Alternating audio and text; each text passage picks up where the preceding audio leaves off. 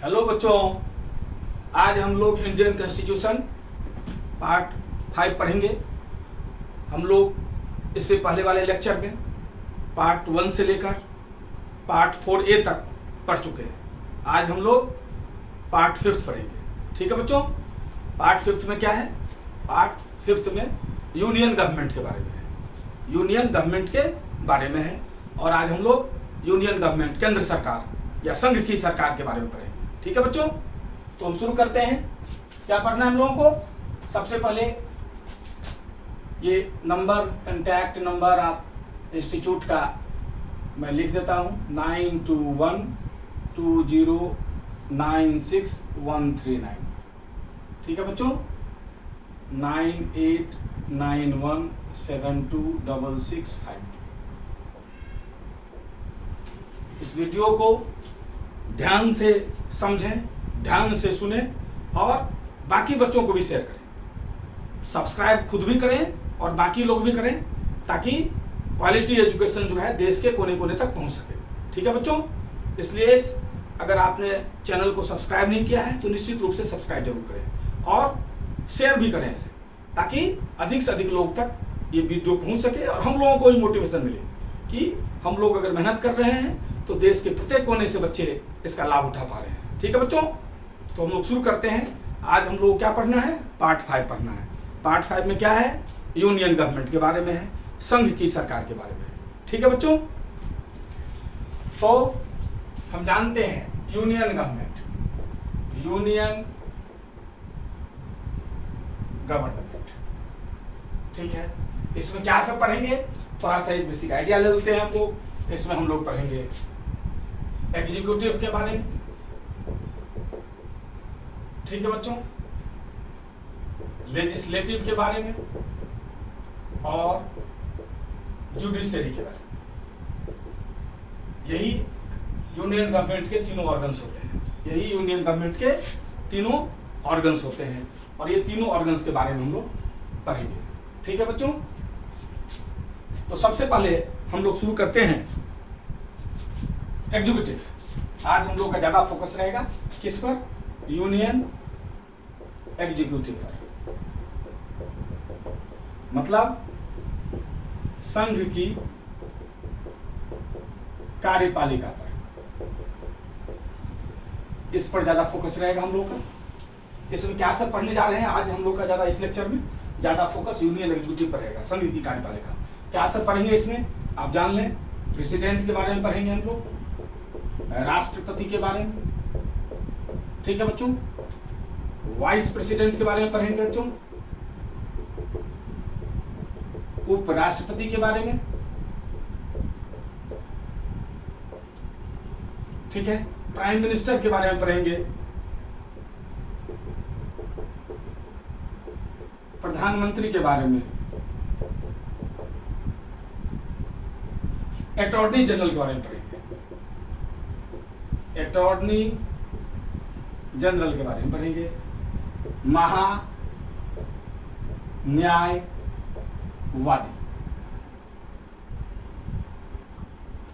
ठीक है बच्चों, इन समूहों के बारे में हम लोग पढ़ेंगे यूनियन एग्जीक्यूटिव के भीतर। क्लियर है? अब सबसे पहले इसको शुरू करने से पहले थोड़ा सा बेसिक हम लोग समझ लें कि आखिर सरकार क्या होता है, गवर्नमेंट क्या होता है। ठीक है, गवर्नमेंट क्या होता है, उसी पर हम लोग आगे बढ़ेंगे। ठीक है बच्चों, तो सबसे पहले हम लोग समझ लें सरकार। तो हम जानते हैं कि सरकार क्या होता है। सरकार एग्जीक्यूटिव मतलब कार्यपालिका, लेजिस्लेटिव मतलब व्यवस्थापिका, जिसको नॉर्मली लोग पार्लियामेंट समझते हैं, और जुडिशरी। यही तीनों ऑर्गन्स हैं हमारे गवर्नमेंट के। हमारे गवर्नमेंट के, हमारे सरकार के 3 अंग हैं, 3 ऑर्गन्स हैं। ठीक है बच्चों, सबसे पहले ये समझ लें हमारे गवर्नमेंट के 3 ऑर्गन्स हैं, 3 अंग हैं। क्या क्या है? फिर से मैं एक बार दोहरा दूं। एग्जीक्यूटिव मतलब कार्यपालिका। एग्जीक्यूटिव का काम क्या होता है? To execute laws, to implement laws, to execute laws, मतलब कानून को लागू करना, कानून को लागू करना।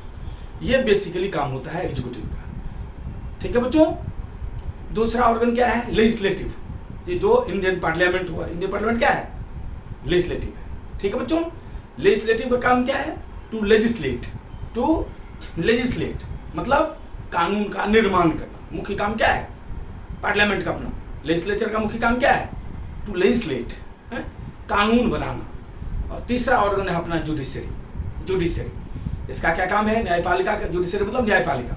न्यायपालिका क्या काम है?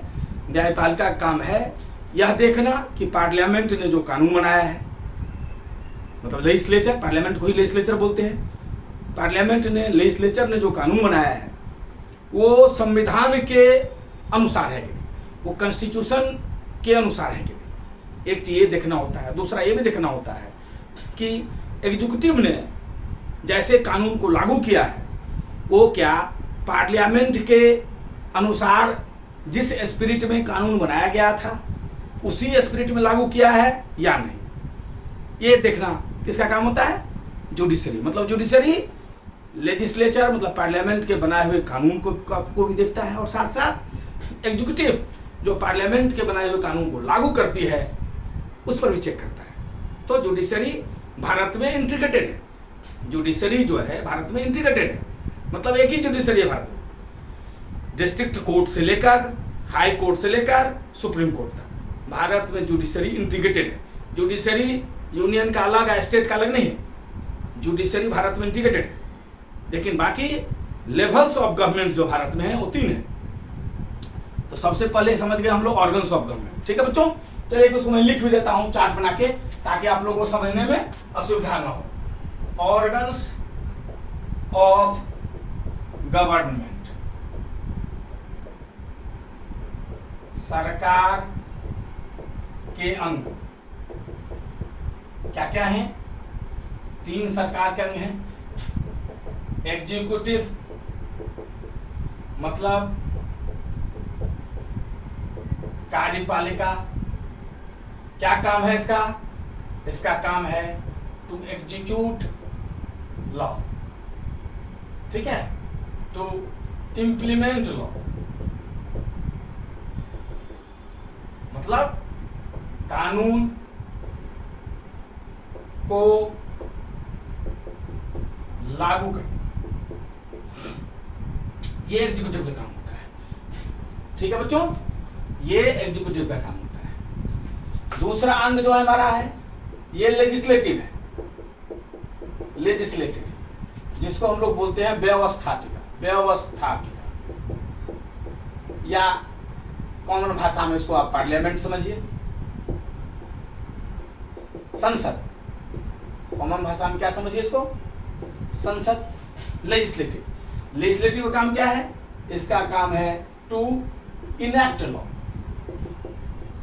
मतलब कानून बनाना। कानून बनाना। ठीक से बच्चों पढ़ लो, पूरा कॉन्स्टिट्यूशन में मास्टरी हो जाएगी सारा एकदम। कोई भी क्वेश्चंस का जवाब दे सकते हो अपनी मर्जी से। ठीक है, तो हम चाह रहे हैं कंसेप्ट डेवलप कर रहे हैं आपका। तो लेजिस्लेटिव का काम क्या है? टू इनैक्ट लॉ, कानून बनाना। ठीक है बच्चों, और जुडिशरी जो है भारत में इंटीग्रेटेड है, मतलब पूरे देश का एक ही जुडिशरी है। जुडिशरी में ऐसा नहीं है कि यूनियन का अलग जुडिशरी, केंद्र सरकार का अलग जुडिशरी और राज्य सरकार का अलग जुडिशरी, ऐसा बिल्कुल नहीं है। जुडिशरी भारत में बिल्कुल इंटीग्रेटेड है। ठीक है, वही जुडिशरी डिस्ट्रिक्ट कोर्ट से लेकर हाई कोर्ट से सुप्रीम कोर्ट पूरे देश का एक ही है। ठीक है बच्चों, तो जुडिशरी जो है वह न्यायपालिका। न्यायपालिका क्या है बच्चों? न्यायपालिका। न्यायपालिका। ठीक है, इसका काम क्या है? इसका काम है टू चेक करना, इसको भी है, इसको मतलब to see that parliament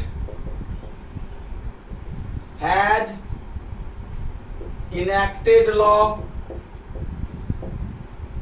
enacted law as per constitutional provisions or not। मतलब संसद ने संविधान के अनुसार कानून बनाया है अथवा नहीं। मतलब ये देखना काम है कि जो पार्लियामेंट कानून बना रही है तो संविधान के शर्तों के अनुसार, कॉन्स्टिट्यूशन के अनुसार बना रही है कि नहीं। और ये भी देखना काम है कि to see that executive is executing law as per legislature or not। ये भी देखना है कि व्यवस्थापिका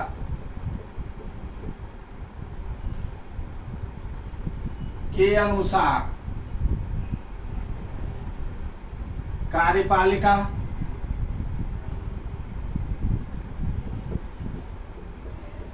कानून लागू कर रही है या नहीं, कर रही है या नहीं।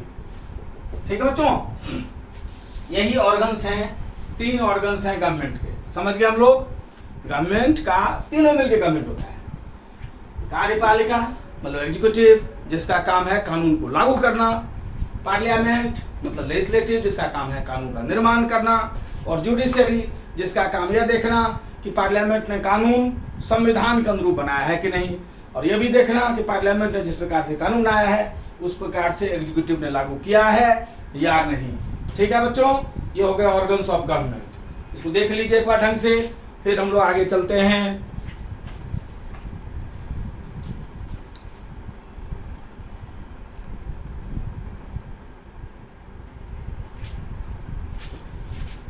ठीक है बच्चों, ऑर्गन्स ऑफ गवर्नमेंट ये देख लिया हम लोगों ने। ऐसे ही भारत में 3 लेवल्स ऑफ गवर्नमेंट। भारत में जो लेवल्स ऑफ गवर्नमेंट है, ठीक है, मतलब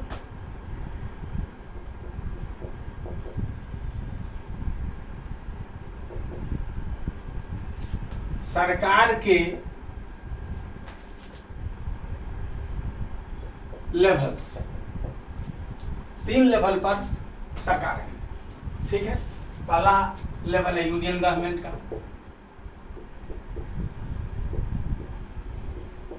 संघ सरकार।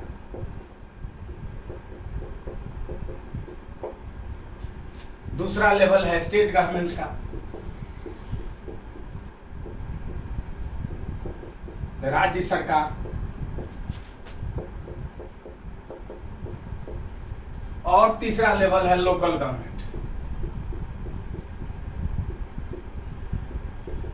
स्थानीय सरकार। स्थानीय सरकार 3 लेवल में हमारी सरकारी चलती है।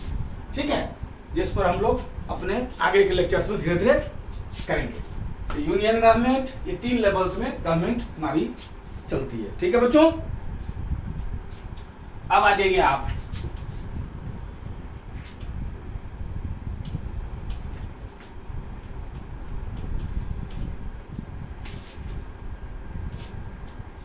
सबसे पहले इसमें हम लोग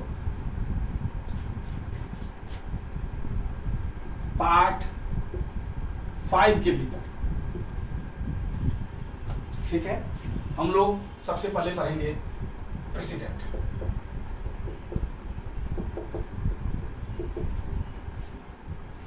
राष्ट्रपति।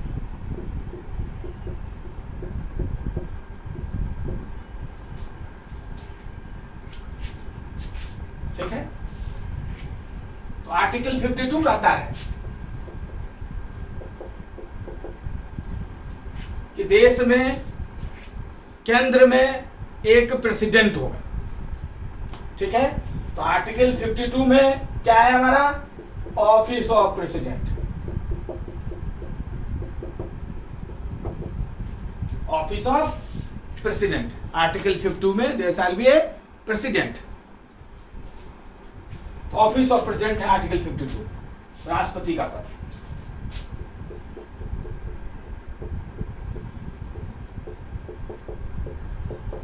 क्लियर बच्चों? आर्टिकल 53 में है all executive power of the union is vested in the president. मतलब संघ की जितनी भी कार्यपालिका शक्तियां हैं वो राष्ट्रपति में निहित है। संघ की जितनी भी शक्तियां, कार्यपालिका शक्तियां हैं वो किस में निहित है? प्रेसिडेंट। इसमें लिखा हुआ है all executive power of the union is vested in the president। मतलब संघ की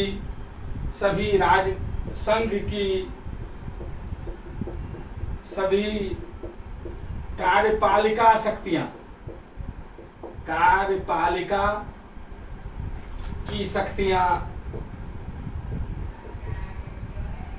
ठीक है जी, कि शक्तियां राष्ट्रपति में निहित है, राष्ट्रपति में निहित है। मतलब जितना भी एग्जीक्यूटिव पावर है वो किसमें निहित है? प्रेसिडेंट ऑफ इंडिया में। ये आर्टिकल 54 और 53 करता है।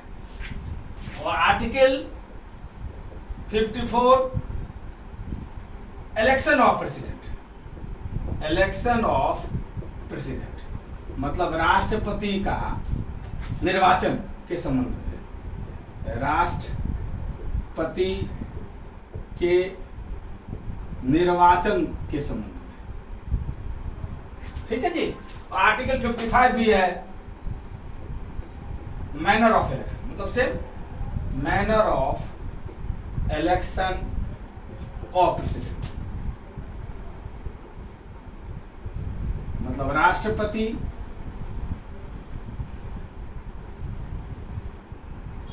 के निर्वाचन की प्रक्रिया, के निर्वाचन की प्रक्रिया, ठीक है जी। ये लिखा हुआ है article 55 manner of election of president. तो ये हमारा, ठीक है, बेसिक चीज सब है। ये सब जानकारी बच्चों को होनी चाहिए।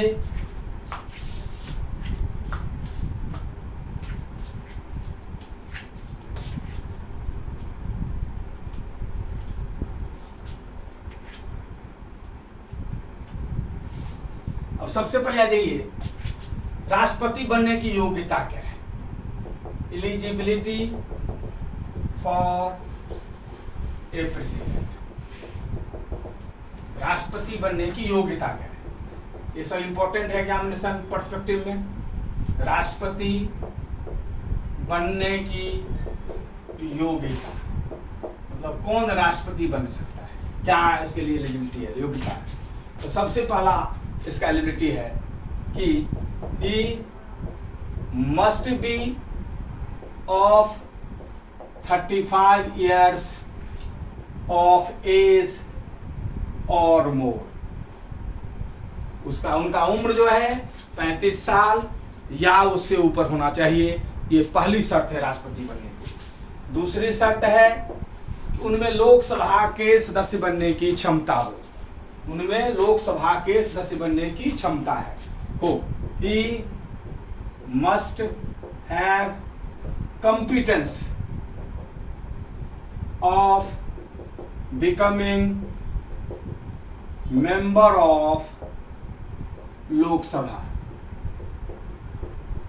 ठीक है बच्चों, तो दूसरा अर्थ हुआ, दूसरा शर्त क्या हुआ? उनमें लोकसभा के सदस्य बनने की क्षमता होनी चाहिए। ठीक है, लोकसभा के सदस्य बनने की क्षमता होनी चाहिए, सेकंड कंडीशन है। तीसरा, वे किसी भी लाभ के पद पर न हो, वे किसी भी लाभ के पद पर न हो। He must not enjoy any office of profit, मतलब वे किसी भी लाभ के पद पर न हो। ये 3 शर्त है राष्ट्रपति बनने के लिए। मैं फिर से एक बार दोहरा दूं, बहुत इंपॉर्टेंट है। पहला कंडीशन क्या हुआ, उनका उम्र 35 वर्ष या उससे ऊपर हो। दूसरा कंडीशन क्या है, उनमें लोकसभा के सदस्य बनने की क्षमता हो। तीसरा कंडीशन क्या है, वे किसी भी लाभ के पद पर न हो। ये एलिजिबिलिटी है 3% बनने के लिए। ठीक है बच्चों, अब राष्ट्रपति बनने के लिए इलेक्शन क्या होता है राष्ट्रपति का? Election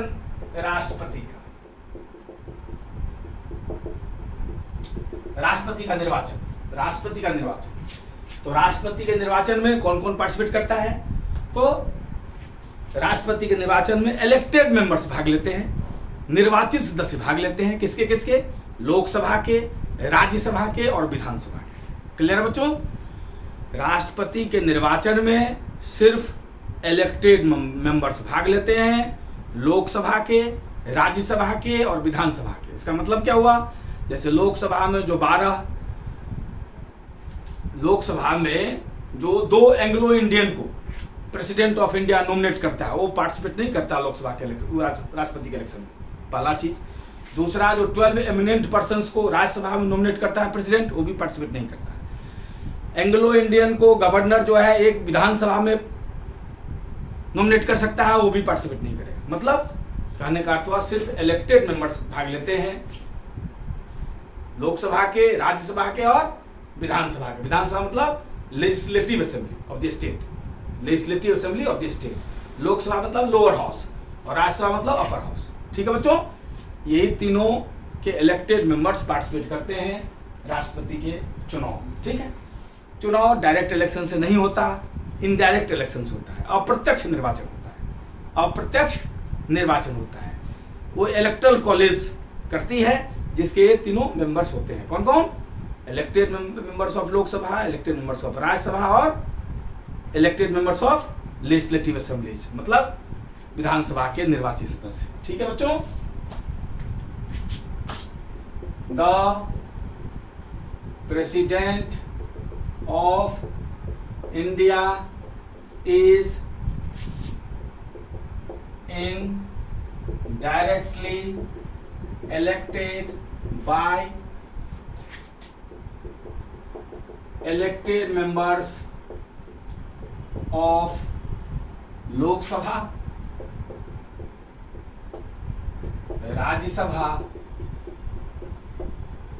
and Vidhan Sabha। ठीक है बच्चों, और प्रोपोर्शनल रिप्रेजेंटेशन मतलब समानुपातिक प्रतिनिधित्व। ठीक है, और ट्रांसफरेबल सेक्रेट बैलेट का इस्तेमाल होता है। ठीक है बच्चों, क्या मेथड होता है? मेथड होता है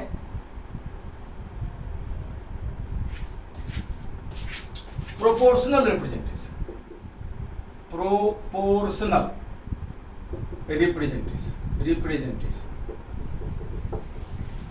और सिंगल ट्रांसफरेबल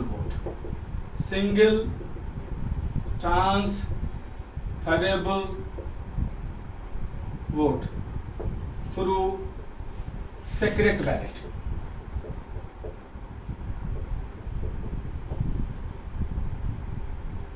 ठीक है बच्चों, तो समानुपातिक, इसमें जो प्रक्रिया अडॉप्ट की जाती है वो कैसी की जाती है? समानुपातिक प्रतिनिधित्व।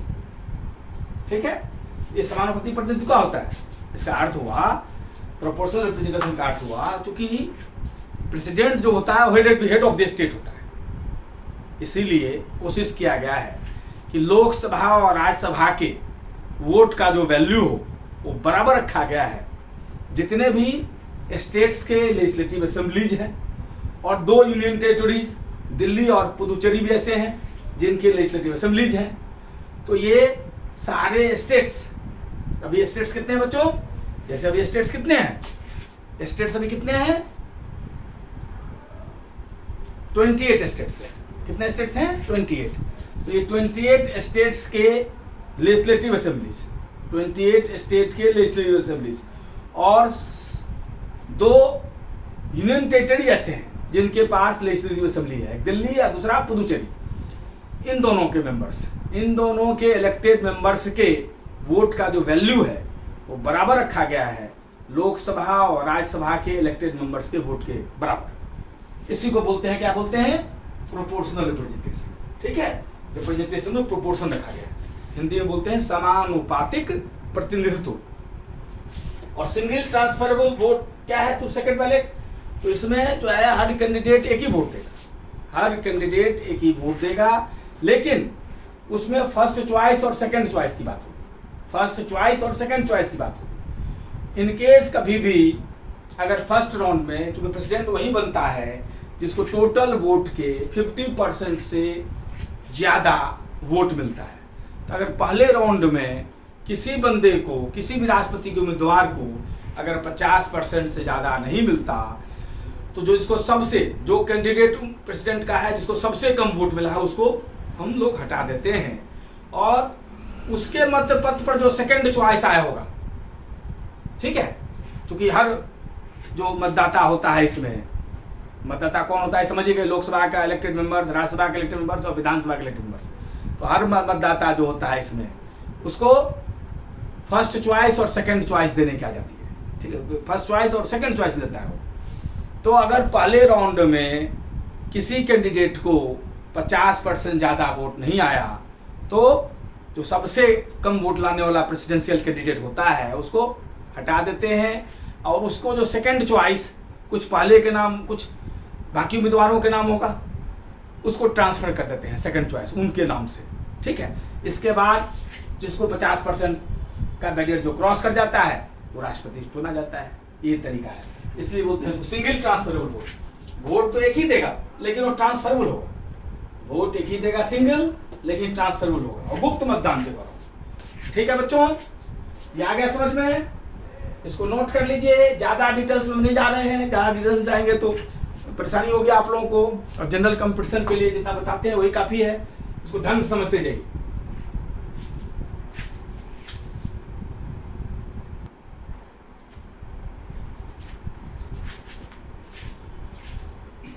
आप लोगों के मन में एक सवाल आता होगा कि प्रेसिडेंट के इलेक्शन में खड़ा कौन हो सकता है, खड़ा लोग कैसे, खड़ा होने का क्राइटेरिया क्या है। तो इसके लिए है, कोई भी बंदा प्रेसिडेंट के चुनाव में खड़ा हो सकता है। शर्त यह है कि उसके नॉमिनेशन के लिए अगर राष्ट्रपति के उम्मीदवार के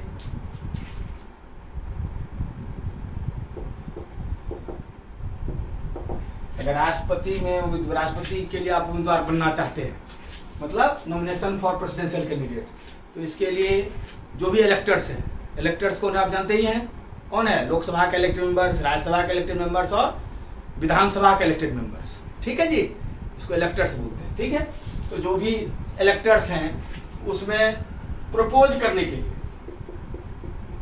50 सपोर्ट चाहिए, 50 इलेक्टर का सपोर्ट चाहिए।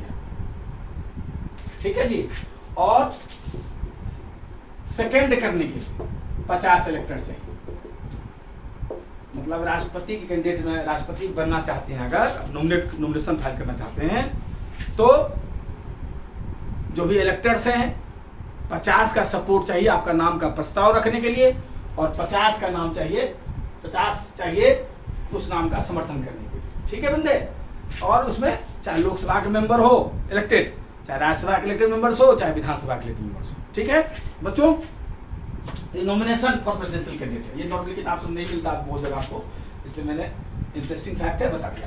क्लियर है बच्चे?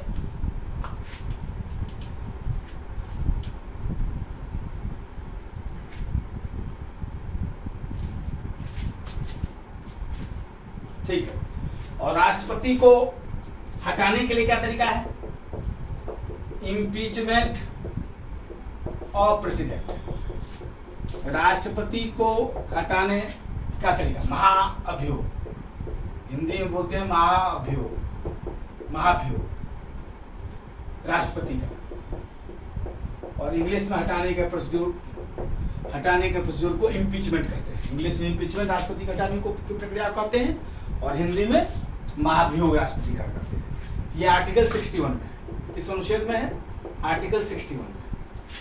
ठीक है बच्चों, आर्टिकल 61 में हटाने की प्रक्रिया, सबसे पहले तो 14 दिन पहले 14 दिन पहले नोटिस दी जाएगी, है? Notice 14 days prior.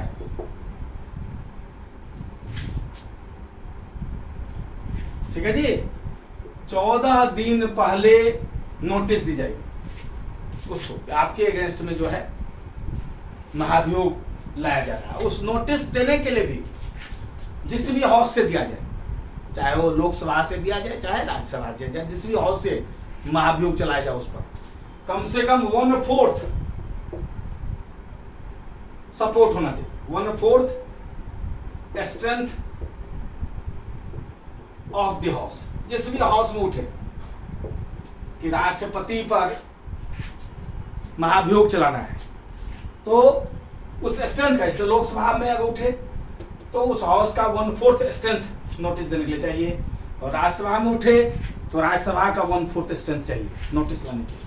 ठीक है बच्चे, 1/4 स्ट्रेंथ ऑफ द हाउस से नोटिस दी जाए, ये तो बुनियादी शर्त है कम से कम महाभियोग लाने के लिए। इसके बाद उसको हटाने का प्रक्रिया और कठिन हो जाता है। और आजकल जो है मल्टी पार्टी पॉलिटिक्स में तो बहुत मुश्किल है, ये लगभग नामुमकिन ही समझो इसको, किसी राष्ट्रपति को हटाया जा सके। ठीक है, अब ऐसा होना भी नहीं चाहिए। तो हटाने के लिए इसके बाद ये शर्त पूरा कर देते हैं आप नोटिस देने के लिए, तो इसके बाद हटाने के लिए 2/3 स्ट्रेंथ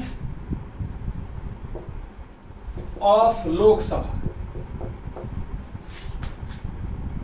एंड राज्यसभा।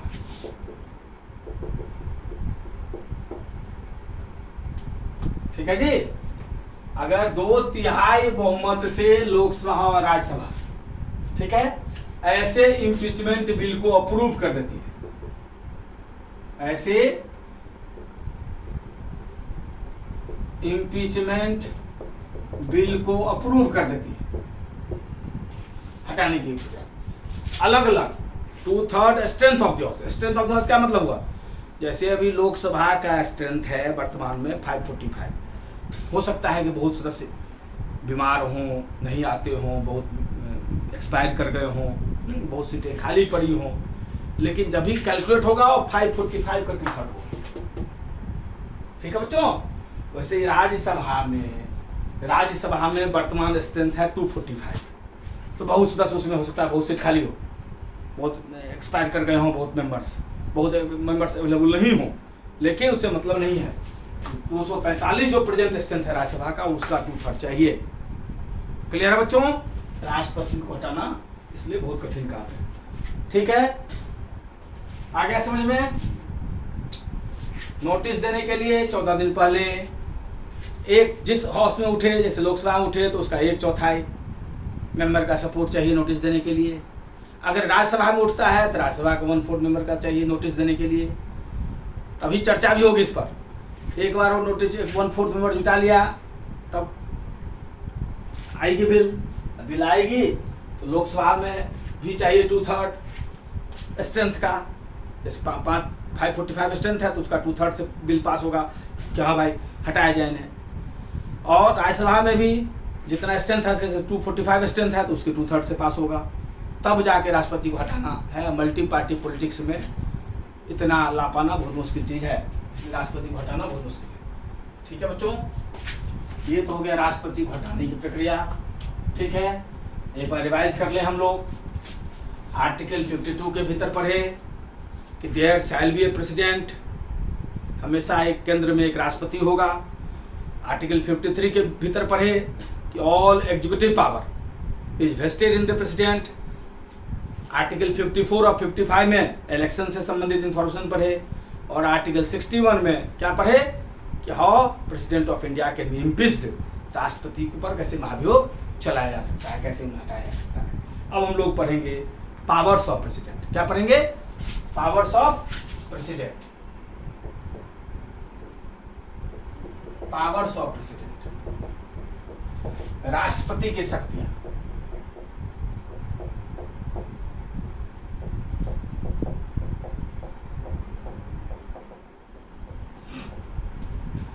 ठीक है बच्चों, तो सबसे पहले इसमें क्या सब पढ़ेंगे हम लोग? एग्जीक्यूटिव पावर्स पढ़ेंगे, ठीक है। एग्जीक्यूटिव पावर्स के भीतर ही हम लोग एडमिनिस्ट्रेटिव पावर पढ़ लेंगे, इसी के भीतर हम लोग डिप्लोमेटिक पावर पढ़ लेंगे, इसी के भीतर हम लोग मिलिट्री पावर पढ़ लेंगे, ठीक है बच्चों। ये सब चीजें जो है इसी के भीतर हम लोग एग्जीक्यूटिव पावर्स, इसके भीतर हम लोग इसके जुडिशियल पावर्स भी पढ़ लेंगे, जो यहाँ भी अपॉइंटमेंट जजेस का, सुप्रीम कोर्ट हाई कोर्ट जजेस का अपॉइंटमेंट यही करता है, तो ये एग्जीक्यूटिव पावर्स के भीतर ही पढ़ लेंगे, हैं? ये एग्जीक्यूटिव पावर जानते ही आप लोग, कार्यकारी शक्तियां, कार्यकारी शक्तियां, प्रशासनिक शक्तियां, ठीक है, राजनयिक शक्तियां,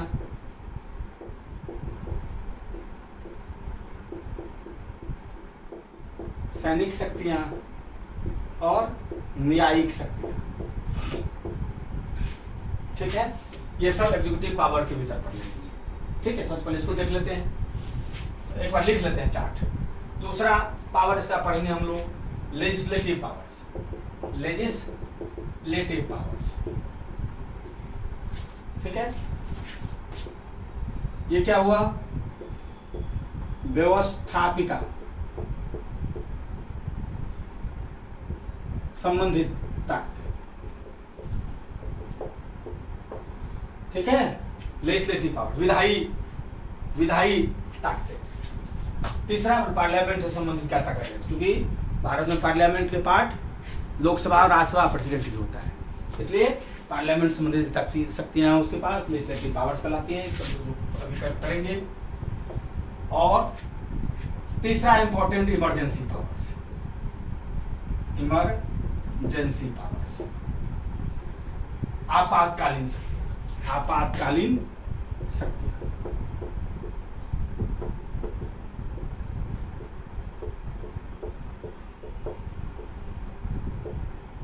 ठीक है बच्चों। ये तीन हेड में हम लोग प्रेसिडेंट ऑफ इंडिया के बारे में पढ़ेंगे। एग्जीक्यूटिव पावर में ही हम लोग प्रशासनिक शक्तियां भी देख लेंगे, राजनीतिक शक्तियां भी देख लेंगे, सैनिक शक्तियां भी देख लेंगे और न्यायिक शक्तियां भी देख लेंगे, जुडिशियल पावर्स। और व्यवस्थापिका संबंधी ताकतें देख लेंगे, पार्लियामेंट संबंधी क्या ताकतें हैं इसके पास, और इमरजेंसी पावर्स, आपातकालीन शक्तियां क्या क्या हैं, ये सब सारा डिटेल से हम लोग देख लेंगे, ठीक है बच्चों। देख लीजिए एक बार, नोट कर लीजिए सबों को।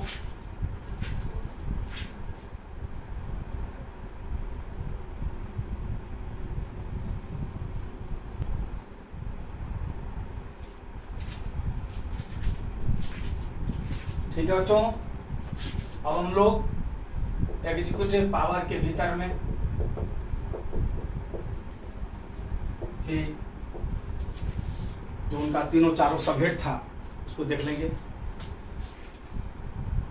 जितना भी सेंट्रल गवर्नमेंट का अपॉइंटमेंट होता है, यूनियन गवर्नमेंट का, संघ की सरकार का, मतलब केंद्र की सरकार का जितनी भी नियुक्तियां होंगी, जितना भी अपॉइंटमेंट होगा, जितना भी डिसमिसल होगा, किसी को नौकरी से हटाई जाएगी, डिसमिसल होगा, किसी भी का प्रमोशन होगा या ट्रांसफर होगा या सस्पेंशन होगा, सारी शक्तियां राष्ट्रपति के नाम से ही चलती है।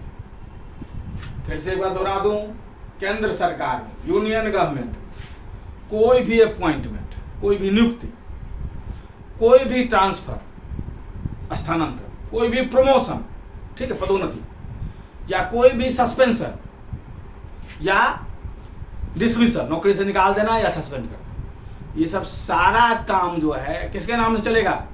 केंद्र सरकार का, यूनियन गवर्नमेंट का, सब नाम चलेगा, सब प्रेसिडेंट के नाम से चलेगा। एक बिल्कुल क्लियर हो जाना चाहिए, इसमें कोई दो राय नहीं है, ठीक है। लेकिन अब राष्ट्रपति के पास ना तो इतना समय होगा कि हर अपॉइंटमेंट पर अपना सिग्नेचर डालेगा, ठीक है जी, हर ट्रांसफर पर, सस्पेंशन पर, डिसमिसल पर साइन डालेगा या अपना मोहर लगाएगा, सील मारेगा उस पर, इतना समय नहीं होता, इसलिए केवल नाम चलेगा। कुछ ही इंपॉर्टेंट ऐसे पोस्ट हैं जो हमारे देश के लिए बहुत इंपॉर्टेंट पद हैं, जिसको कॉन्स्टिट्यूशन हमारा बहुत इंपॉर्टेंट पोजीशन मानता है। सिर्फ उसी पोजीशंस के केस में प्रेसिडेंट ऑफ इंडिया अपने हाथ से अपॉइंटमेंट करता है, उसके सिग्नेचर डालता है उस पर, उसके अपॉइंटमेंट पर अपना सील, अपना जो मोहर है वो लगाता है। ठीक है बच्चों, ऐसे कम ही पद होते हैं। कौन सा पद होते हैं? जैसे प्राइम मिनिस्टर ऑफ इंडिया है, प्रधानमंत्री है, ठीक है, काउंसिल ऑफ मिनिस्टर्स है, मंत्रिपरिषद है, यूनियन काउंसिल ऑफ मिनिस्टर्स जो सरकार के, जो केंद्र सरकार के मंत्रियां हैं, ठीक है बच्चों। सुप्रीम कोर्ट और हाई कोर्ट के जजेज हैं, सुप्रीम कोर्ट और हाई कोर्ट के जजेज हैं, उनका अपॉइंटमेंट, ठीक है बच्चों। सुप्रीम कोर्ट और हाई कोर्ट के जजों का अपॉइंटमेंट भी प्रेसिडेंट ऑफ इंडिया ही करता है। CAG, comptroller and auditor general, comptroller and auditor general, जिसको हिंदी में बोलते हैं महालेखाकार, जो देश के पूरे अकाउंट्स का, चाहे यूनियन गवर्नमेंट का अकाउंट्स हो या स्टेट गवर्नमेंट का अकाउंट्स हो या जिस भी पब्लिक सेक्टर कॉरपोरेशन के मेमोरेंडम लिखा होगा कि उसका ऑडिटिंग CAG करेगा, उसका भी ऑडिटिंग CAG करता है। इसको कैग बोलते हैं, फुल फॉर्म है कंप्ट्रोलर एंड ऑडिटर जनरल, और हिंदी में महालेखाकार बोलते हैं। तो महालेखाकार, CAG या कैग की भी नियुक्ति कौन करता है? प्रेसिडेंट ऑफ इंडिया करता है, आर्टिकल 148 के भीतर करता है, आर्टिकल 148 के भीतर करता है। और इतना इंपॉर्टेंट पद है ये, पूरे देश का अकाउंट्स का ऑडिट वही करता है। पूरे देश में कोई भी घपला, कोई भी करप्शन अगर यूनियन गवर्नमेंट का पैसा का होगा कहीं से या स्टेट गवर्नमेंट का पैसा होगा तो CAG के रिपोर्ट में ही पकड़ में आता है। तो उस पद का भी अपॉइंटमेंट अपने हाथ से करता है, आर्टिकल 148 के भीतर। ऐसे अटॉर्नी जनरल ऑफ इंडिया है, जो first law officer of the country है, जो देश का पहला विधि अधिकारी है, आर्टिकल 76 के भीतर उसका अपॉइंटमेंट करता है प्रेसिडेंट ऑफ इंडिया, ठीक है, जिसको हिंदी में बोलते हैं महान्यायवादी। क्या बोलते हैं? महान्यायवादी। और इंग्लिश में बोलते हैं attorney general. Attorney general first law officer of the country होता है। डिटेल्स में और आगे पढ़ेंगे हम लोग, अभी बेसिक्स ये जान लें, ठीक है। तो इसका अपॉइंटमेंट भी, अटॉर्नी जनरल का भी अपॉइंटमेंट कौन करता है? प्रेसिडेंट ऑफ इंडिया करता है, आर्टिकल 76 के भीतर, ठीक है। संविधान में स्पष्ट लिखा हुआ है, आर्टिकल 75 में लिखा हुआ है कि the president shall advise the president, the president shall, article 75 कर रहा है दी, क्लियर बच्चों।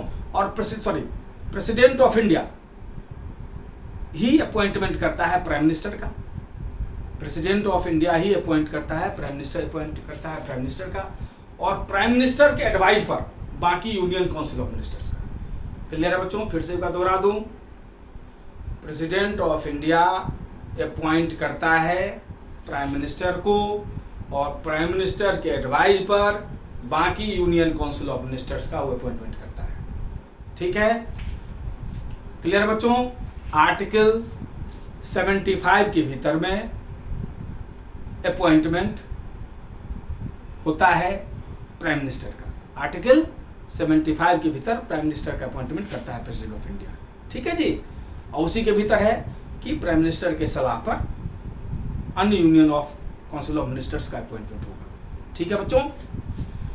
तो ये जितने भी इंपॉर्टेंट पोस्ट है, यूपीएससी का चेयरमैन कौन नियुक्त करेगा? यूपीएससी के चेयरमैन की नियुक्ति कौन करेगा? प्रेसिडेंट ऑफ इंडिया करेगा अपने सील मोहर के साथ, ठीक है जी। इसी प्रकार जो चीफ इलेक्शन कमिश्नर है, हमारा चीफ इलेक्शन कमिश्नर है, मुख्य निर्वाचन आयुक्त, उसका अपॉइंटमेंट कौन करेगा? उसका अपॉइंटमेंट भी आर्टिकल 324 के भीतर प्रेसिडेंट ऑफ इंडिया करेगा, आर्टिकल 324 के भीतर कौन करेगा?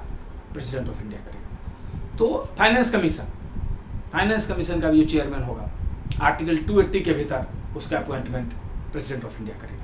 तो सारे जो इतने महत्वपूर्ण अपॉइंटमेंट्स हैं ये सब प्रेसिडेंट ऑफ इंडिया ही करता है, ये एग्जीक्यूटिव का पावर के भीतर, ठीक है बच्चों। अब इसमें अलग से थोड़ा एग्जीक्यूटिव में जुडिशियल पावर्स को देख लें तो बता ही दिए कि लोग हाई कोर्ट और सुप्रीम कोर्ट, ध्यान रखिएगा, हाई कोर्ट और सुप्रीम कोर्ट दोनों के जजों का अपॉइंटमेंट कौन करता है? President of India. और judicial power president of India का ये भी है कि अपील, डेथ सेंटेंस में अपील जो है, जब सुप्रीम कोर्ट से रिजेक्ट हो जाता है तो अपील कर सकता है बंदा प्रेसिडेंट ऑफ इंडिया के पास, और प्रेसिडेंट ऑफ इंडिया जो है उस सजा को कम कर सकता है या बिल्कुल माफ भी कर सकता है। प्रेसिडेंट ऑफ इंडिया जो है माफ भी कर सकता है किसी भी दंड को, किसी भी सेंटेंस को including death sentence president of India कम कर सकता है या माफ कर सकता है। ठीक है बच्चों, तो ये जुडिशियल पावर्स में ये सब चीजें हैं कि प्रेसिडेंट ऑफ इंडिया के पास लास्ट अपील लोग करता है। ठीक है जी, जब सुप्रीम कोर्ट से बेचारा हार जाता है बंदा तो प्रेसिडेंट ऑफ इंडिया के पास अपना दायर करता है पिटीशन, दया जिसको कहते हैं, दया याचिका जारी करता है। ठीक है, तो प्रेसिडेंट ऑफ इंडिया उसको माफ भी कर सकता है और कम भी कर सकता है सजा को। ये बहुत बड़ा पावर है जुडिशियल पावर्स में।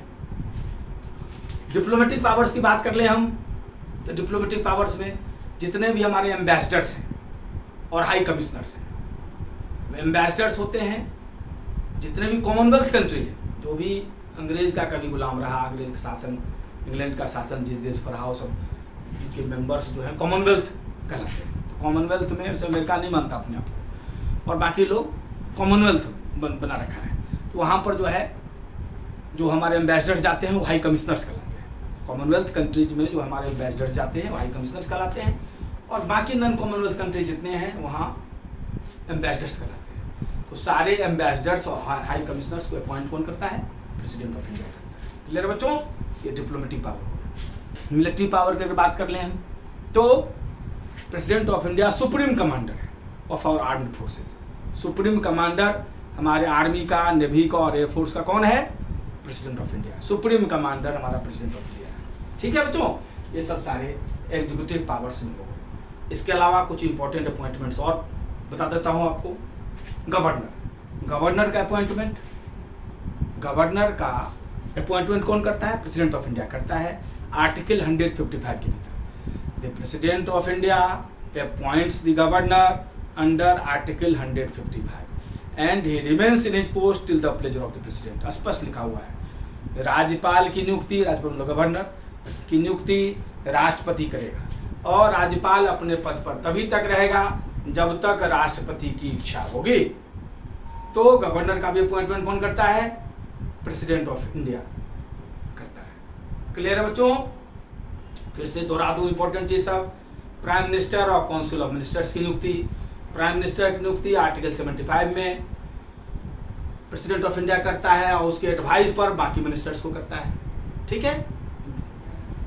आर्टिकल 148 में कंट्रोलर एंड ऑडिटर जनरल, जिसको कैग बोलते हैं, महालेखाकार की नियुक्ति करता है। आर्टिकल 76 के भीतर president of India attorney general की नियुक्ति करता है। ये सब इंपॉर्टेंट आर्टिकल से ध्यान रखिएगा। आर्टिकल 324 के भीतर election commissioners, chief election commissioner की नियुक्ति करता है। ठीक है। आर्टिकल 124 के भीतर सुप्रीम कोर्ट के जजेस को, हाई कोर्ट के जजेस को अपॉइंट करता है। ठीक है। तो आर्टिकल 280 के भीतर फाइनेंस कमीशन के चेयरमैन को नियुक्त करता है। तो ये सब इंपॉर्टेंट अपॉइंटमेंट्स है, इसको ध्यान रखिएगा। ठीक है बच्चों, ये हो गया हमारा एग्जीक्यूटिव पावर्स। ठीक है। अब आते हैं हम लोग लेजिस्लेटिव पावर्स। लेजिस्लेटिव पावर्स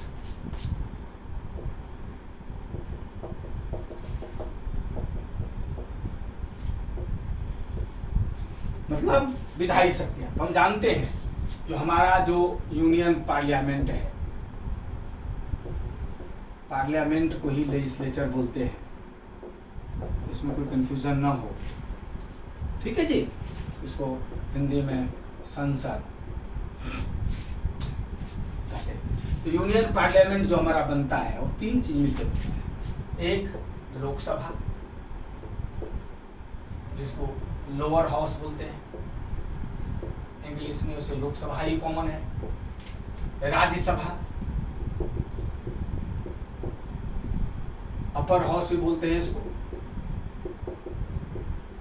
ठीक है बच्चों, चलो हिंदी में भी लिख दिया कि बहुत बच्चों को हिंदी में लिख देने से तसल्ली हो जाती है।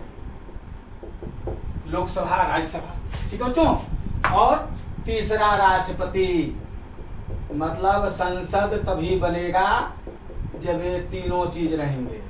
ऐसा क्यों है बच्चों? क्योंकि कोई भी बिल तभी एक्ट बनेगी, तभी कानून बनेगा जब उस बिल को लोकसभा ने पास कर दिया हो, राज्यसभा ने पास कर दिया हो और प्रेसिडेंट ने अपना सिग्नेचर डाल दिया हो। पार्लियामेंट का क्या मुख्य काम है? पार्लियामेंट का मुख्य काम कानून बनाना ही है। कानून बनाने के लिए क्या चाहिए? किसी बिल को लोकसभा ने पास किया हो, राज्यसभा ने पास किया हो और प्रेसिडेंट ने उस पर सिग्नेचर करा हो। इसलिए प्रेसिडेंट क्रूशियल पार्ट है किसका? पार्लियामेंट का। क्या सब काम है वो देख लेते हैं डिटेल्स में। ठीक है बच्चों, चाहते हैं कि टू द पॉइंट एकदम एग्जामिनेशन पर्सपेक्टिव पढ़ाया जाए। देखिए, लोकसभा में 2 एंग्लो इंडियन को नॉमिनेट करता है president. 2 Anglo Indian nominated by president. ठीक है बच्चों, 2 आंग्ल भारतीय समुदाय के लोगों को, ठीक है जी, प्रतिनिधित्व देता है, मनोनीत करता है राष्ट्रपति। 2 आंग्ल भारतीय समुदाय के व्यक्तियों को लोकसभा में नामांकित या मनोनीत करता है राष्ट्रपति लोकसभा में।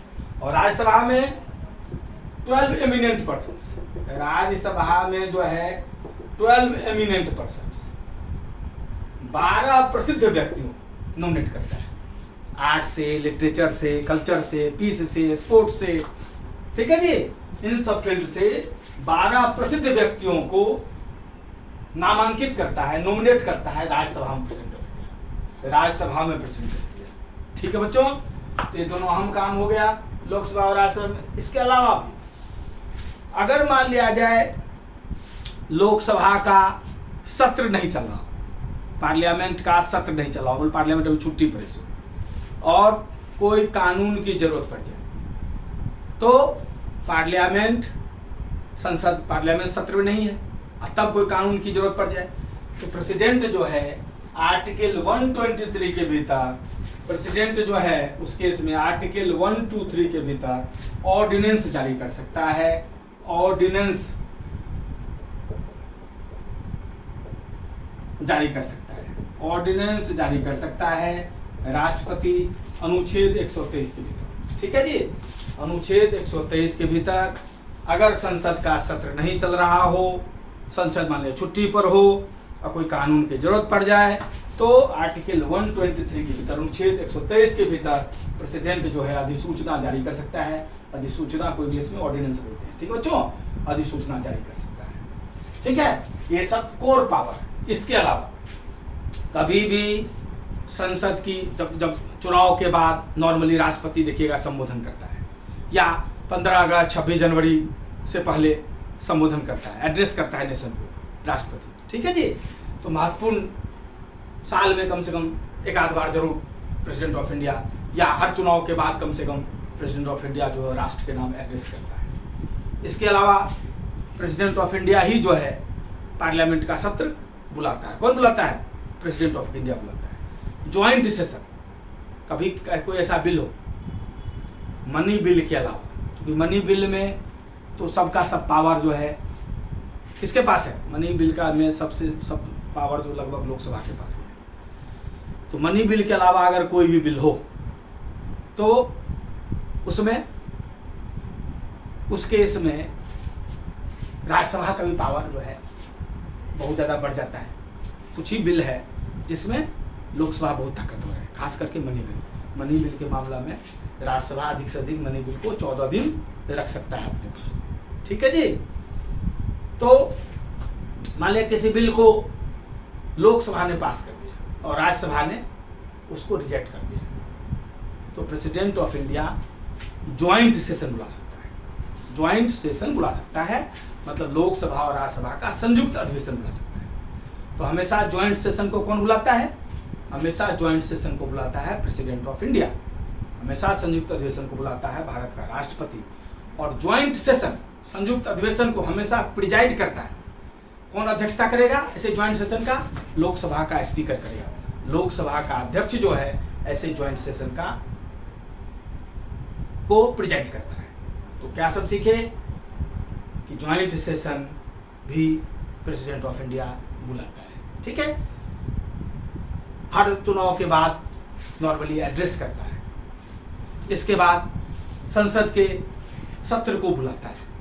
ये सब प्रेसिडेंट ऑफ इंडिया का काम है लेजिस्लेचर से के संबंध, ठीक है बच्चों। इसके अलावा प्रेसिडेंट ऑफ इंडिया लोकसभा को भंग कर सकता है, प्रेसिडेंट ऑफ इंडिया लोकसभा को डिजॉल्व कर सकता है। President of India can dissolve Lok Sabha, ठीक है। Rajya Sabha can not be dissolve, Rajya Sabha को भंग नहीं किया जा सकता। Rajya Sabha is a permanent body, Rajya Sabha is a permanent body, but Lok Sabha can be dissolve by the president if cabinet gives him in writing as per recent provisions, ठीक है जी। तो लोकसभा को डिजॉल्व कर सकता है राष्ट्रपति, लेकिन राज्यसभा को डिजॉल्व नहीं कर सकता, क्योंकि राज्यसभा परमानेंट बॉडी है। राज्यसभा में हर 2 साल के बाद 1/3 मेंबर उसके रिटायर होते हैं और नए 1/3 आ जाते हैं। 1/3 हर 2 साल के बाद 1/3 रिटायर होंगे, नए 1/3 आ जाएंगे, ठीक है बच्चों। ये हमारा हो गया राज्यसभा का, समझ गए। तो ये सब प्रेसिडेंट का लेजिस्लेटिव पावर है, ये सब ध्यान रखिएगा।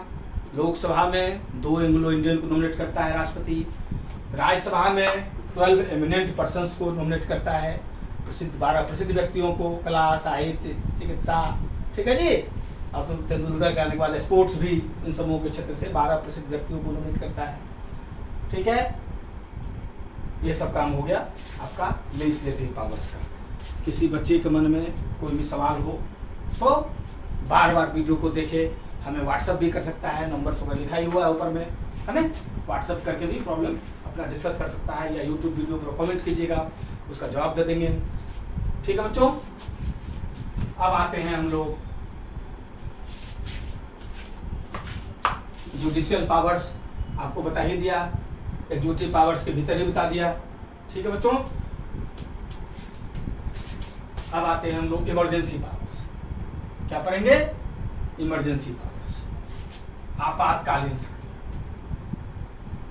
आपातकालीन शक्ति,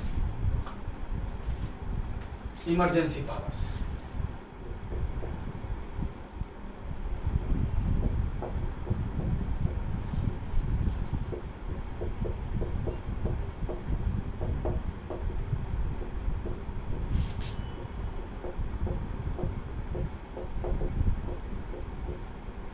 आपातकालीन शक्ति ये 3 आर्टिकल में है। अनुच्छेद 352, इसमें है नेशनल इमरजेंसी, नेशनल इमरजेंसी, राष्ट्रीय आपातकाल, ठीक है बच्चों। आर्टिकल 356, आर्टिकल 356 नॉर्मली इसको बोलते हैं राष्ट्रपति शासन, प्रेसिडेंट रूल, राष्ट्रपति शासन। टेक्निकली इसको क्या बोलते हैं? Failure of constitutional machinery, constitutional machinery in the states. Hindi में अगर देखें तो राज्य में संवैधानिक तंत्र का चरमरा जाना, राज्य में संवैधानिक तंत्र का चरमरा जाना। नॉर्मली क्या समझते हैं इसको? राष्ट्रपति शासन। तो अनुच्छेद 352 में, आर्टिकल 352 में नेशनल इमरजेंसी, राष्ट्रीय आपातकाल, आर्टिकल 356 में प्रेसिडेंट रूल है, और आर्टिकल 360 में फाइनेंशियल इमरजेंसी, आर्टिकल 360 में फाइनेंशियल इमरजेंसी है, फाइनेंशियल इमरजेंसी है, ठीक है बच्चों। वित्तीय आपातकाल, वित्तीय आपातकाल, ठीक है। ये 3 इमरजेंसी पावर्स है प्रेसिडेंट के। आर्टिकल 352 जो है पहले 3 आधार पर लग सकता था। आर्टिकल 352 का प्रयोग पहले 3 आधार पर हो सकता था, अब सिर्फ 2 आधार पर हो सकता है। तो पहले के 3 आधार क्या थे? पहले के 3 आधार थे विदेशी आक्रमण, मतलब फॉरेन इन्वेजन या आशंका। ठीक है जी, या तो फॉरेन इन्वेजन हो जाए या ऐसी आशंका हो, ऐसा सस्पिशन हो, डाउट हो या आक्रमण हो सकता है। तो ये पहला केस था, उसमें नेशनल इमरजेंसी लग सकती थी। दूसरा मिलिट्री रिवोल्ट, देश की सेना अगर विद्रोह कर तो उस आधार पर नेशनल इमरजेंसी लग सकता था। और तीसरा आधार था पहले आंतरिक अशांति।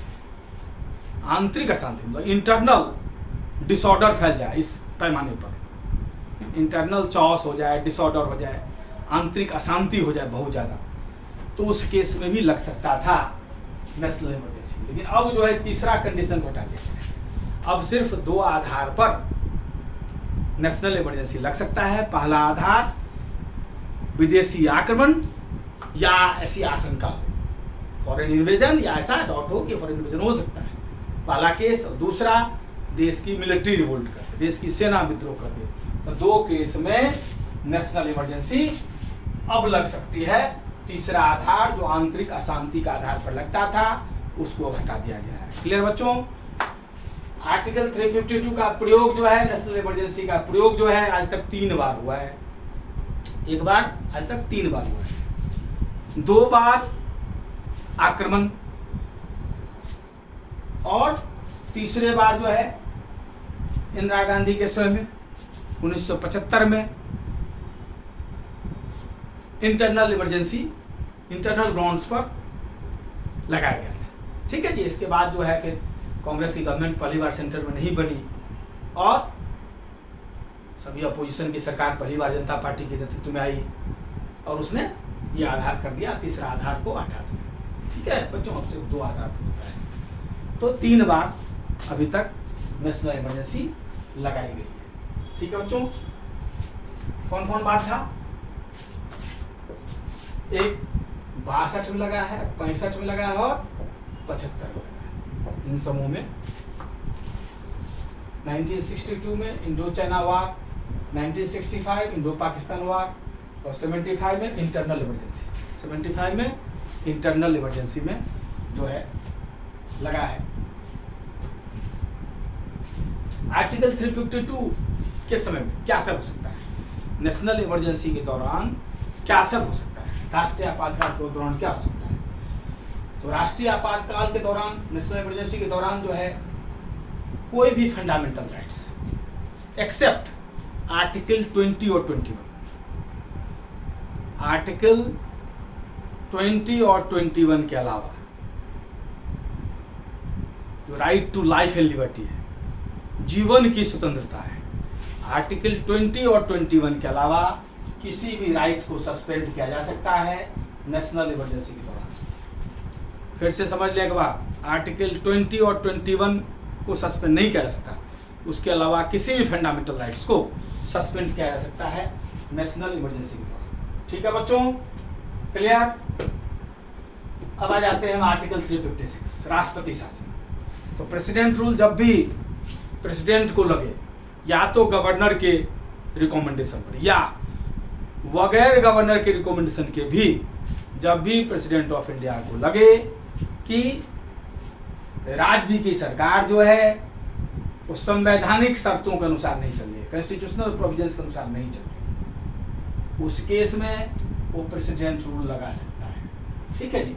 अब लेकिन इस पर सुप्रीम कोर्ट का बहुत गाइडलाइंस आ गया है, सरकारी या कमीशन का गाइडलाइंस आ गया, सुप्रीम कोर्ट का गाइडलाइंस लगा दिया, इसलिए जो है अब सरकार गिराना उतना आसान नहीं है। ठीक है, पहले जिस पार्टी की सरकार होती थी सेंटर में, और राज्य सरकार में अगर स्टेट्स में अगर अपोजिशन गवर्नमेंट की सरकार होती थी, उसको गिराती थी कोई संविधान का प्रावधान लगा के। लेकिन आजकल जो है ये सब मुश्किल है। ठीक है, आजकल जो है कोर्ट में, सुप्रीम कोर्ट में चैलेंज हो जाता है, सुप्रीम कोर्ट कहती है कि आप उस लेजिस्लेचर के, उस विधानसभा के फ्लोर पर टेस्ट करेंगे, अगर मेजोरिटी में है तो सरकार नहीं कर सकते। ठीक है, तो ये सब परेशानियां बढ़ गई है आर्टिकल 356। अब इसे 2-3 चीज समझ लीजिए आप। आर्टिकल 356 के भीतर 2-3 चीज समझना जरूरी है। पहला चीज कि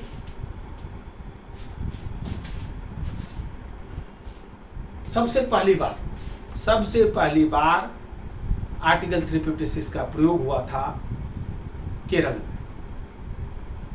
केरल में, और उस समय में सीपीएम की सरकार थी। ई नंबूद्रीपाद चीफ मिनिस्टर थे। ठीक है जी। और सबसे पहली बार सीपीएम की गवर्नमेंट गिराई गई थी कांग्रेस के द्वारा, और पहले बार प्रेसिडेंट रूल आर्टिकल 356 के भीतर लगा था। किस स्टेट में लगा था? केरल में लगा था। सीपीएम की गवर्नमेंट थी, वहाँ के चीफ मिनिस्टर थे ई नंबूद्रीपाद। किसने गिराया था? कांग्रेस की सरकार थी सेंट्रल में उसमें। ठीक है, क्लियर? सब चीज सरकार ही करती है, नाम चलता है प्रेसिडेंट ऑफ इंडिया का। ठीक है बच्चों, उत्तर में हमेशा प्रेसिडेंट ऑफ इंडिया लगेगा, ये ध्यान रखिएगा। दूसरा, सबसे अधिक समय तक प्रेसिडेंट रूल लगा है आज तक पंजाब में। सबसे अधिक समय तक राष्ट्रपति शासन लगा है, लंबे समय तक। कहाँ? पंजाब में। जब पंजाब आतंकवाद के दौर से गुजर रहा था, पंजाब में जब टेररिज्म का दौर था बहुत ज़्यादा, तो उस समय में लंबे समय तक पंजाब में राष्ट्रपति शासन लगाया गया था। और तीसरा इंपॉर्टेंट चीज बताते हैं इस पर कि राष्ट्रपति शासन सबसे कम समय के लिए, सबसे शॉर्टेस्ट टेन्योर के लिए कहाँ लगा है? बिहार में। ठीक है जी। क्योंकि बिहार में राष्ट्रपति शासन लगाया गया था, कोर्ट में गया मामला, कोर्ट ने सरकार को बहाल कर दिया, कोर्ट ने राज्य सरकार को बहाल कर दिया। ठीक है जी। तो इसलिए सबसे कम शॉर्टेस्ट टेन्योर के लिए, शॉर्टेस्ट समय के लिए प्रेसिडेंट रूल कहाँ लगा है? बिहार में लगा है। फिर से दोहरा दूं, पहली बार प्रेसिडेंट रूल का प्रयोग केरल में, सबसे लंबे समय तक राष्ट्रपति शासन आज तक लगा है पंजाब में, और सबसे छोटे समय के लिए प्रेसिडेंट रूल लगाया है कहाँ? बिहार। ठीक है जी। ये सब ध्यान रखिएगा। अनुच्छेद 356 आर्टिकल 356 के भीतर। आर्टिकल 360 ये होता है financial emergency. Article 360 that is financial emergency. आज तक हमारे देश में फाइनेंशियल इमरजेंसी नहीं लगा है। क्लियर बच्चों? नहीं लगा है। कब लगाया जा सकता है? अगर कभी भी प्रेसिडेंट ऑफ इंडिया को लगेगा कि हमारे देश का या देश के किसी भाग का क्रेडिट सिस्टम इतना खराब हो गया है कि हम जो बैंक्स वगैरह के पैसे भी हैं, जो लोन्स वगैरह लिया है, उसको भी चुकाने में सक्षम नहीं हो रहा, ऐसी स्थिति कभी भी हो जाएगी, तो financial emergency president of India declare कर सकता है। जब हम कर्ज चुकाने में हमारे इंस्टीट्यूशन सफल नहीं होंगे, वैसी स्थिति में फाइनेंशियल इमरजेंसी लगाई जा सकती है प्रेसिडेंट ऑफ इंडिया के द्वारा। आज तक हमारे देश की इतना बुरा हाल नहीं हुआ, इसलिए फाइनेंशियल इमरजेंसी कभी नहीं लगाया गया। ठीक है बच्चों, तो हम लोगों ने प्रेसिडेंट के बारे में पढ़ा सारी चीज़ें। अब थोड़ा सा वाइस प्रेसिडेंट के बारे में पढ़ लेते हैं, इसको मिटा दें।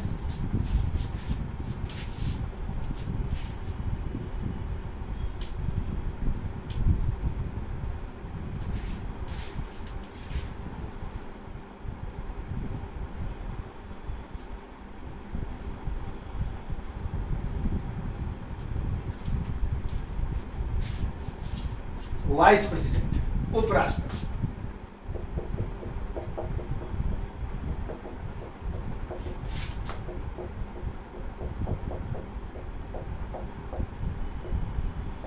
सबसे पहले एलिजिबिलिटी, कौन बन सकता है? राष्ट्रपति बनने के लिए, उपराष्ट्रपति बनने के लिए पहला कंडीशन क्या है कि he must B of 35 years of age or more। पहला शर्त है उसका उम्र, उपराष्ट्रपति बनने के लिए 35 साल या उससे ऊपर का उम्र। दूसरा चीज, उसमें राज्यसभा के सदस्य बनने की क्षमता हो। राष्ट्रपति में क्या था? लोकसभा के सदस्य बनने की क्षमता होनी चाहिए थी। उपराष्ट्रपति में क्या है? उसमें राज्यसभा के सदस्य बनने की क्षमता होनी चाहिए। He must have capability to be member of Rajya Sabha. उसमें राज्यसभा के सदस्य बनने की क्षमता होनी चाहिए, ये दूसरा शर्त है। तीसरा शर्त है बच्चों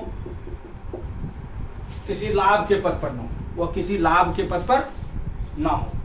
He should not be in any office of profit, वो किसी भी लाभ के पद पर ना हो। ये 3 एलिजिबिलिटी है उपराष्ट्रपति बनने की। ठीक है बच्चों,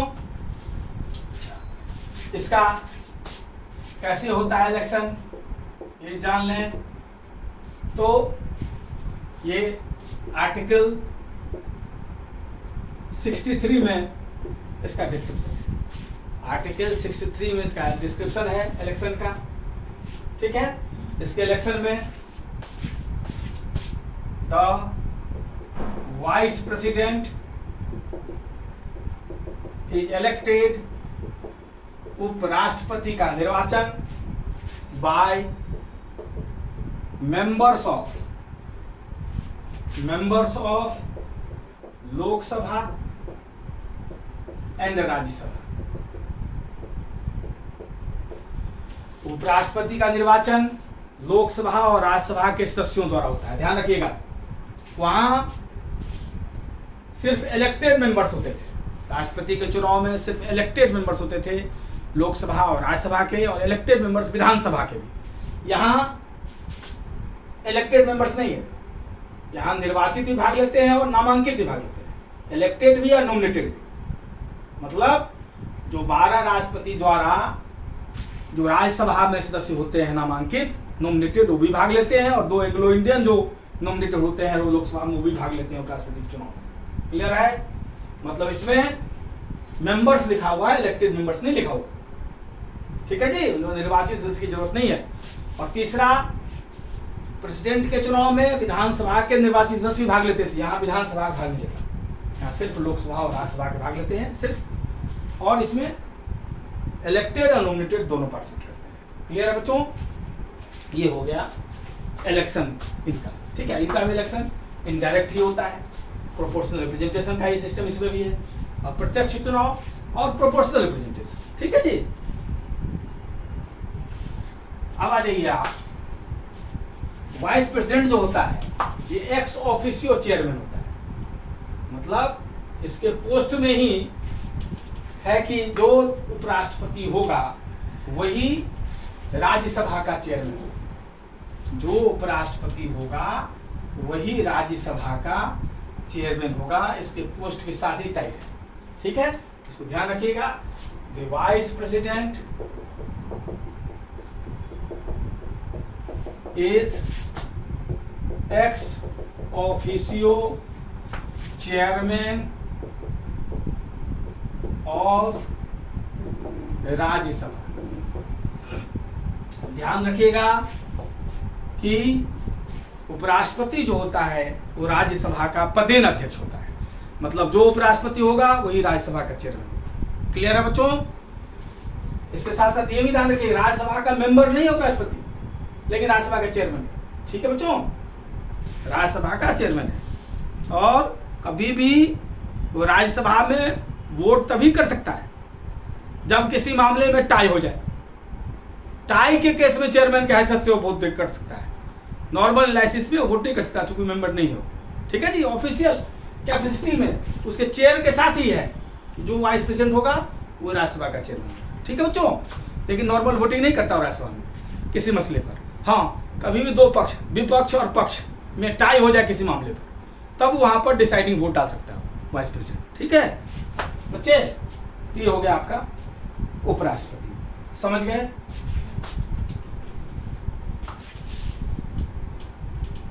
सैलरी पहले भी बता चुके हैं पहले के लेक्चर्स में, है सैलरी प्रेसिडेंट का 5 लाख और वाइस प्रेसिडेंट का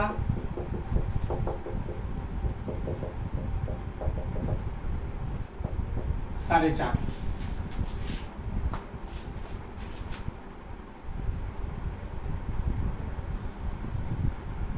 वाइस प्रेसिडेंट का 4 लाख। ठीक है जी, 5 लाख राष्ट्रपति का, उपराष्ट्रपति का 4 लाख। ठीक है बच्चों, अब इसको मिटा दें। अब आ जाइए आप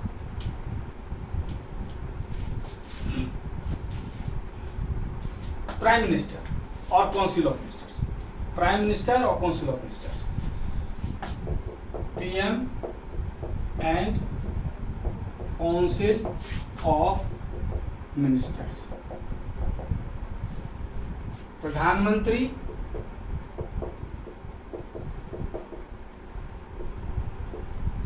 और मंत्रिपरिषद।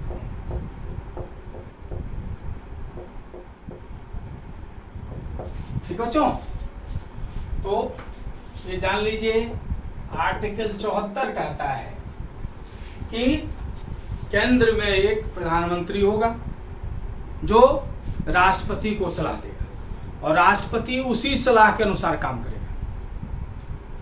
ठीक है जी। देयर shall be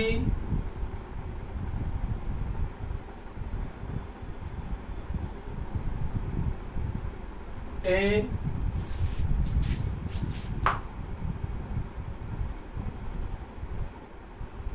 PM, या इतना डिले जाके सीधा इसको हम लोग लिख देते हैं। आर्टिकल 74 में एडवाइस है, advice of PM and council of ministers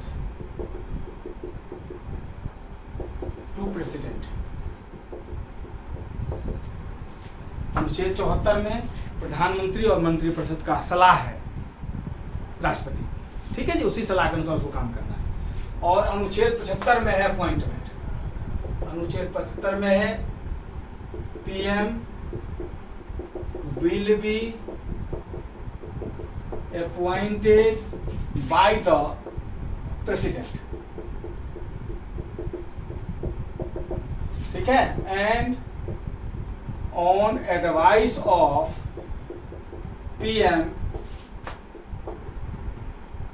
other council of ministers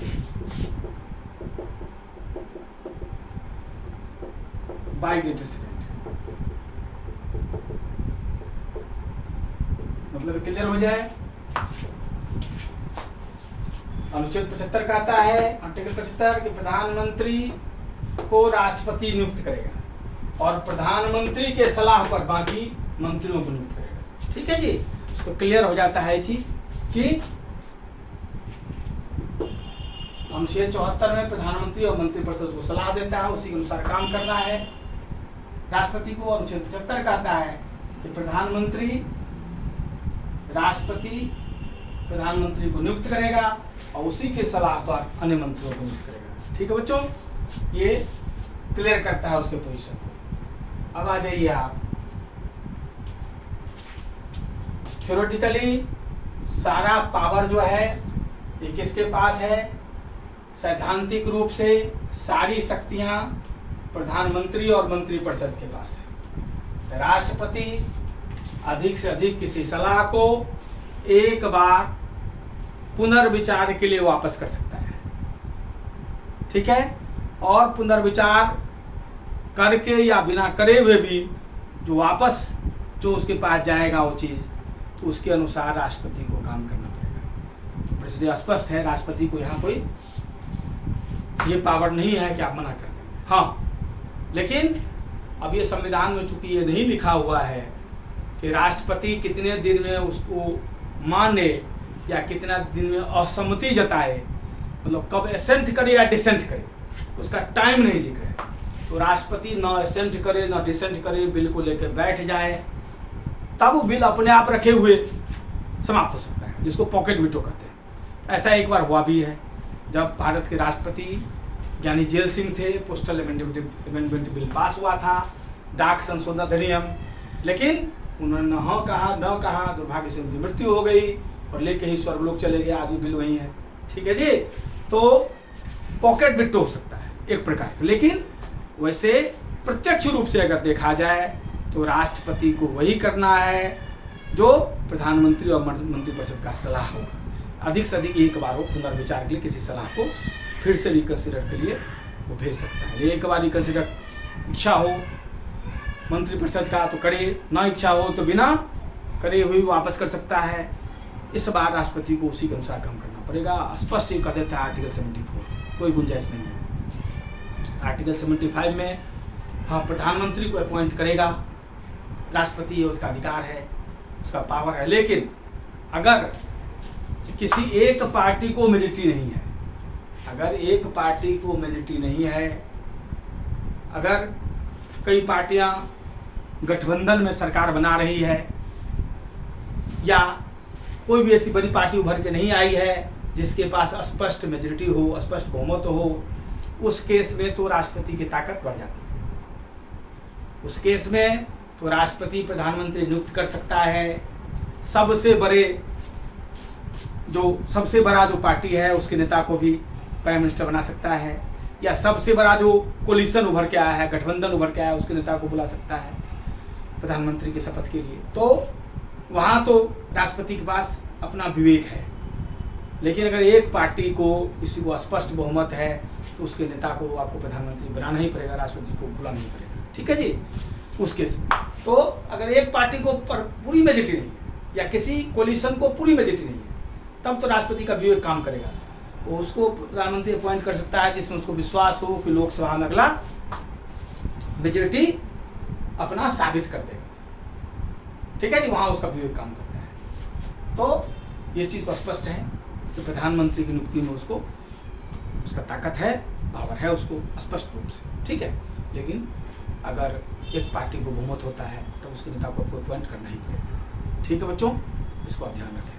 तो ये हमारा राष्ट्रपति हो गया, उपराष्ट्रपति पढ़ लिया हम लोगों ने, प्रधानमंत्री की नियुक्ति कैसे होती है पढ़ लिया। इनफैक्ट जितनी भी ताकतें राष्ट्रपति ने पढ़ा है हम लोगों ने, सारी किसकी ताकतें हैं? सारी प्रधानमंत्री की ताकत है। प्रधानमंत्री बिल्कुल, प्राइम मिनिस्टर जो है बिल्कुल सन की तरह है जिसके चारों तरफ प्लैनेट्स घूमते हैं। पीएम सन है, प्रधानमंत्री प्लैनेट्स है मिनिस्टर्स, जो उसके चारों ओर घूमते हैं।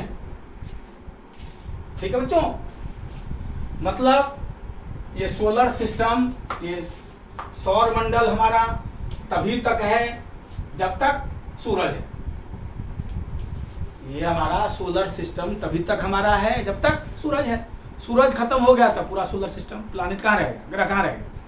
तो मिनिस्टर्स तभी तक हैं जब तक प्राइम मिनिस्टर है। अगर प्राइम मिनिस्टर इस्तीफा देता है तो पूरा मंत्रिमंडल जाती है, नया प्रधानमंत्री आएगा, अपने नए मंत्रिमंडल के साथ आएगा। ठीक है बच्चों, तो प्राइम मिनिस्टर सबसे ताकतवर होता है पार्लियामेंट्री सिस्टम।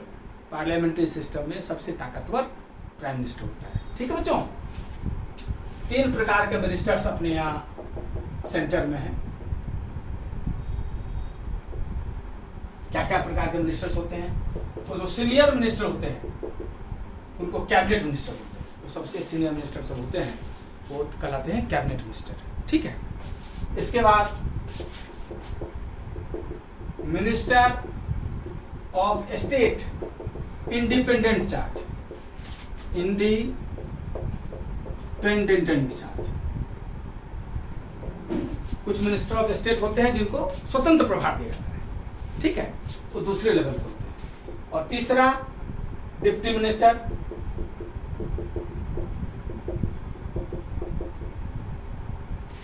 ठीक है, या जिसको मिनिस्टर ऑफ स्टेट भी कह सकते हैं आप।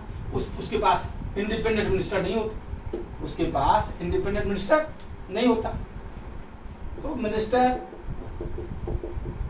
Of state. अब नॉर्मली यही 3 प्रकार के मिनिस्ट्री होते हैं council of ministers. Council of ministers में इसी 3 प्रकार के मिनिस्ट्री अब होते हैं। पहले पार्लियामेंट्री सेक्रेटरी जो होते थे, अब वो नहीं होता। सीनियर मिनिस्टर्स को कैबिनेट कहा जाता है। यही जो है गवर्नमेंट का कोर्ट डिसीजन लेती है।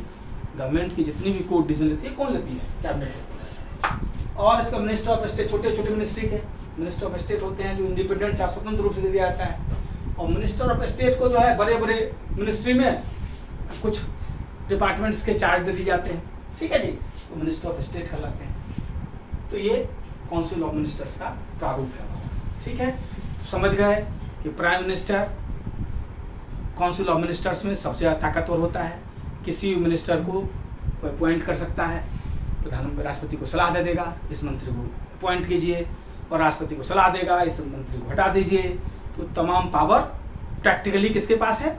प्रधानमंत्री के पास। उसी के सलाह पर राष्ट्रपति को काम करना होता है, नहीं तो। और प्रेसिडेंट जो है वही करेगा जो प्रधानमंत्री की इच्छा होगी, प्रधानमंत्री की सलाह पर ही उसको चलना है और मंत्रिपरिषद की सलाह पर चलना है। क्लियर बच्चों? ये हो गया हमारा काउंसिल। हमारा जो काउंसिल ऑफ मिनिस्टर्स चलता है ये ज्वाइंट रिस्पॉन्सिबिलिटी पर चलता है। हमारा जो कैबिनेट सिस्टम है वो ज्वाइंट रिस्पॉन्सिबिलिटी पर चलता है। मतलब कोई भी मिनिस्टर जो बयान देता है वो पूरी सरकार का बयान होता है। मतलब क्या प्रिंसिपल है? स्विम और सिंक टुगेदर, साथ डूबो या साथ तैरो। अगर किसी भी मिनिस्ट्री के खिलाफ, मान लीजिए एक रेलवे मिनिस्टर के खिलाफ पार्लियामेंट में अविश्वास प्रस्ताव पास हो गया, ठीक है जी, उसके किसी बिल को रिजेक्ट कर तो उसको पूरा सरकार को जाना पड़ेगा, क्योंकि मिनिस्टर का कोई भी चीज वो गवर्नमेंट का स्टेटमेंट है, वहाँ ज्वाइंटली होता है सारा चीज कैबिनेट सिस्टम में। ठीक है बच्चों, ये सब हो गया हमारा काउंसिल ऑफ मिनिस्टर्स। तो अब इससे आगे जो है आज हम लोग इस टॉपिक को बढ़िया से समझ चुके हैं और इसको बार बार वीडियो को आप देखेंगे अगले क्लासेज में और इसके आगे हम लोग पढ़ेंगे। ठीक है बच्चों, आगे ऐसा हो गया समझ में? चलिए इसको बार बार पढ़िए। Okay, enjoy it.